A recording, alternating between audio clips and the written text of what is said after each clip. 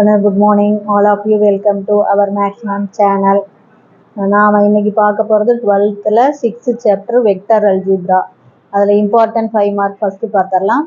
அதில் பார்த்தீங்கன்னா exercise 6.1ல் 10th sum. ஆனால் நல்லா ஞாபகத்துக்கோ exercise 6.1ல் 9th sum 10th sum, அப்புறம் example 6.3 and 6.5 இந்த 4 சம்மில் டெஃபினட்டாக ஒரு சம் உனக்கு கேட்டுக்கிட்டே இருப்பாங்க. அதுதான் பார்க்க போகிறோம். ப்ரூவ் பாருங்கள். Prove by vector method. Vector மெத்தடில் sine alpha plus beta equal to sine alpha cos beta plus cos alpha sine beta. கண்ணு நல்லா பாரு, இதுக்கு ஆல்ஃபா ப்ளஸ் பீட்டா. அப்போ ஆல்ஃபா ப்ளஸ் பீட்டா அப்படிங்கும்போது ஏங்கிற பாயிண்ட்டு 4th குவாட்ரண்ட்டில் இருக்கும், பிங்கிற பாயிண்ட்டு 1st குவாட்ரண்ட்டில் இருக்கும். இந்த ஓஏ வெக்டர் வந்து எக்ஸ் ஆக்சிஸோட ஆல்ஃபாங்கிற ஆங்கிளை ஏற்படுத்தும். அதே ஓபி வெக்டர் எக்ஸ் ஆக்சிஸோட பீட்டாங்கிற ஆங்கிளை ஏற்படுத்தும். அப்போ ஓஏவுக்கும் ஓபிக்கும் இடைப்பட்ட இந்த டிஸ்டன்ஸ் பாரு ஆல்ஃபா, இந்த ஆங்கிள் வந்து ஆல்ஃபா ப்ளஸ் பீட்டா. நல்லா பாரு, ஆல்ஃபா ப்ளஸ் பீட்டா. அப்போ ஏ வந்து 4th குவாட்ரண்ட்டில், பி வந்து 1st குவாட்ரண்ட்டில். அப்போ தான் ஆங்கிள் ஆல்ஃபா ப்ளஸ் பீட்டா. ஓஏவுக்கும் ஓபிக்கும் இடைப்பட்ட இந்த ஆங்கிள் ஆல்ஃபா ப்ளஸ் பீட்டா. புரியுதா கண்ணு? இப்போ நல்லா பார்த்துக்கோ. இந்த ஓபி அப்படிங்கும்போது நமக்கு அது யூனிட் வெக்டர், பி கேப்னு எடுத்துக்கிறேன். ஓஏ வெக்டர் வந்து ஏ கேப்பு யூனிட் வெக்டர், அதனுடைய மேக்னிடியூடு 1. இப்போ இதை பார்த்தீங்கன்னா இந்த படம் தான் உனக்கு தனியாக இங்கே போட்டு காமிச்சிருக்கேன். இதுலேயே நான் சொல்லிவிடுறேன் பாரு, ஒரே ஒரு நிமிஷம். ஓபி, அப்போ பியிலிருந்து பர்பண்டிகுலர் வந்து எம் வரைஞ்சிக்கிறேன். அதே மாதிரி ஏவிலேருந்து ஒரு பர்பண்டிகுலர் லைனு, அது ஏஎல் வரைஞ்சிக்கிறேன். அது எக்ஸ் ஆக்சிஸுக்கு பர்பண்டிகுலராக வரைகிற, அது எல்லுன்னு நேம் கொடுத்துக்கிறீங்க.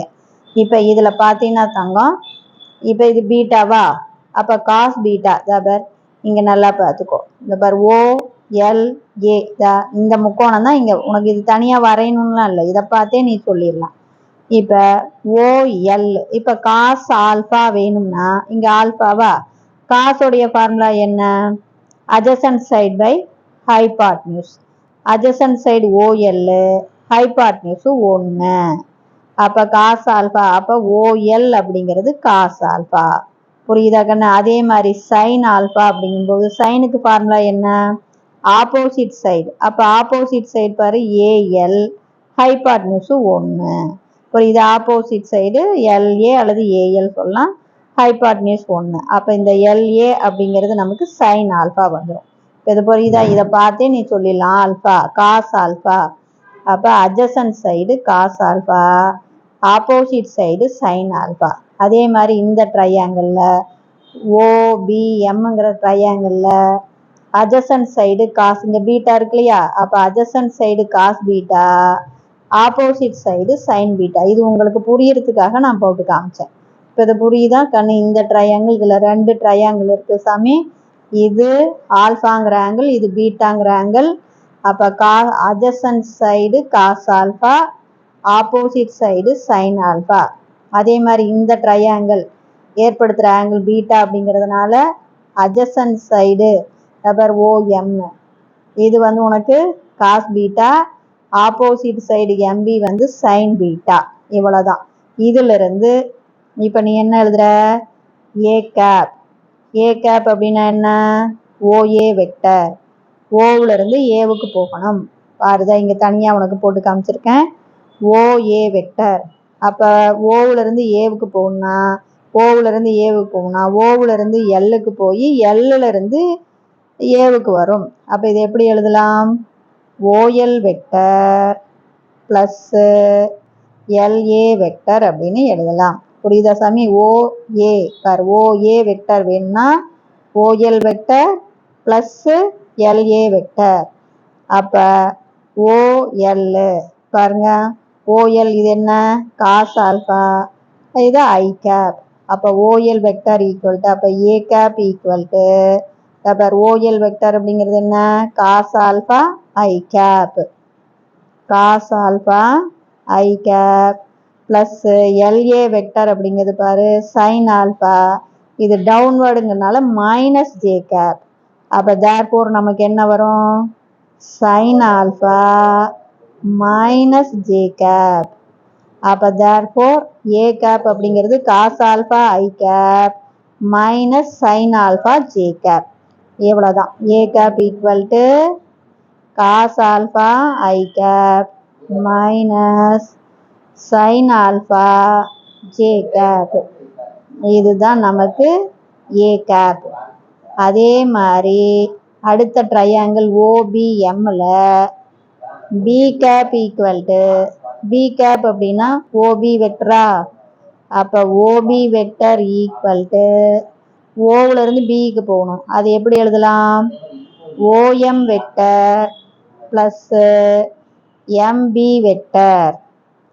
அப்போ இது பாருங்கள், ஓபி வெக்டர் என்ன சார், ஓஎம் வெக்டர் என்ன, காஸ் பீட்டா ஐ கேப். அப்போ B cap equal to cos beta i cap plus MP அப்படிங்கிறது சைன் பீட்டா ஜே கேப். இது பி கேப்பும் தெரிஞ்சு போச்சு. அடுத்தது சாமி, இது சைன் ஃபார்முலா. அப்போ இதையும் கிராஸ் ப்ராடக்ட் பண்ணணும். அப்போ தேர்ஃபோர் நம்ம கிராஸ் ப்ராடக்ட் பண்ணும்போது A cap cross B cap equal to modulus of A cap modulus of B cap sine. தபார் ஏ கேப்புக்கும் பி கேப்புக்கும் இடைப்பட்ட angle alpha plus beta into perpendicular unit vector K cap. இது equation 1. By formula பிரகாரம் பார்த்தாங்க. இதையும் multiple பண்ணோம்னா cross multiple. Sign formula அப்படிங்கும்போது இதை கிராஸ் மல்டிபிள் பண்ணணும். அப்போ ஏ கேப் கிராஸ் பி கேப் என்ன, modulus of A cap modulus of B cap sine. இது பாரு ஆல்ஃபா ப்ளஸ் பீட்டா. பாரு ஏ கேப்புக்கும் பி கேப்புக்கும் இடைப்பட்ட angle alpha plus beta perpendicular unit vector K cap. Cross multiple அப்படின்னாவே பர்பண்டிகுலர் யூனிட் வெக்டர் ஒன்று வரும், அது என் கேப்னு போடுவோம். இங்கே ஐ கேப்புக்கும் ஜே கேப்புக்கும் பர்பண்டிகுலராக இருக்கிற யூனிட் வெக்டர் கே கேப். அதுக்கப்புறம் இதை ஆர்டினரி நம்ம கண்டுபிடிச்சதை மல்டிபிள் பண்ணலாம். அப்போ ஏ cap cross B cap equal to நம்ம டிட்டர்மினன்ட்ல ஃபர்ஸ்ட் என்ன போடுவோம், I cap J cap. First row வந்து ஐ கேப் ஜே கேப். ரெண்டாவது ரோ ஏ கேப் உடைய கோஎஃபிஷியன்ட்டை பார்த்து எழுதலாம். இது காஸ் ஆல்ஃபா, இது மைனஸ் சைன் ஆல்ஃபா 0. அதே மாதிரி பி கேப் உடைய கோஎஃபிஷியன்ட் பாருங்க, காஸ் பீட்டா சைன் பீட்டா 0. இப்போ இந்த டிட்டர்மினன்ட் உடைய வேல்யூ கண்டுபிடிக்கலாம். அப்போ ஏ cap cos B cap equal to இதை பாரு ஐ வழியாக போட்டீங்கன்னா 0 ஆயிரும், ஜே வழியாக வேல்யூ கண்டுபிடிச்சினாலும் 0 ஆயிரும். அப்போ கே வழியாக கண்டுபிடிக்கும் போது இந்த பாரு கே இந்த காலம் இந்த ரோவை மறைச்சிக்கிட்டு கிராஸ் மல்டிபிள் பண்ணணும். இது இப்போ கிராஸ் மல்டிபிள் பண்ணால் காஸ் ஆல்ஃபா சைன் பீட்டா, புரியுதா கண்ணு, plus cos alpha sine beta. அடுத்து குறிய மாற்றினா plus sine alpha cos beta. அவ்வளோதான். இப்போ இது வந்து ஈக்குவேஷன் 2. ஃப்ரம் 1 and 2ல 1 ஈக்குவல் டு 2. வேறு 1ம் A cap cross B cap தான், 2வும் A cross A cap cross B cap தான் கண்ணு. 1 வந்து ஃபார்முலா பிரகாரம் வருது, ரெண்டாவது நம்ம கிராஸ் மல்டிபிள்னா டிட்டர்மினன்ட் போட்டு வேல்யூ கண்டுபிடிப்போமா, அது பிரகாரம் வருது. இப்போ இதையும் இது ஈக்குவல் பண்ணும்போது கே கேப் கேன்சல் ஆயிருமா, இது வந்து 1 ஆயிரும். இங்கே மாலஸ் ஆஃப் ஏ கேப் இது வந்து 1, இது 1, இது என்ன நமக்கு sine alpha plus beta K cap. புரியுதாப்ப, ஏன்னா மேக்னிடியூட் ஆஃப் ஏ கேப் வந்து 1 ஆயிரும். இப்போ இதையும் ஈக்குவல் பண்ணால் நமக்கு என்ன ஆகும், கே கேப் கேன்சல் ஆயிரும். அப்போ ஸோ நமக்கு sine alpha plus beta equal to தபார் இதுவும் ஈக்குவல், கே கேன்சல் ஆகும். என்ன கிடைக்கும், சைன் ஆல்ஃபா. இதை முன்னாடி எழுதலாம், இது பின்னாடி எழுதலாம், ஏன்னா இது ப்ளஸ் தானே, எப்படி வேணாலும் மாற்றி எழுதிக்கலாம்.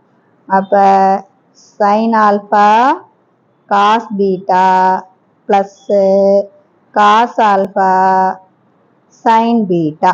இவ்வளோதான். படம் போட்டிங்கன்னா 1 mark, A cap B cap எழுதுனீங்கன்னா 1 மார்க்கு.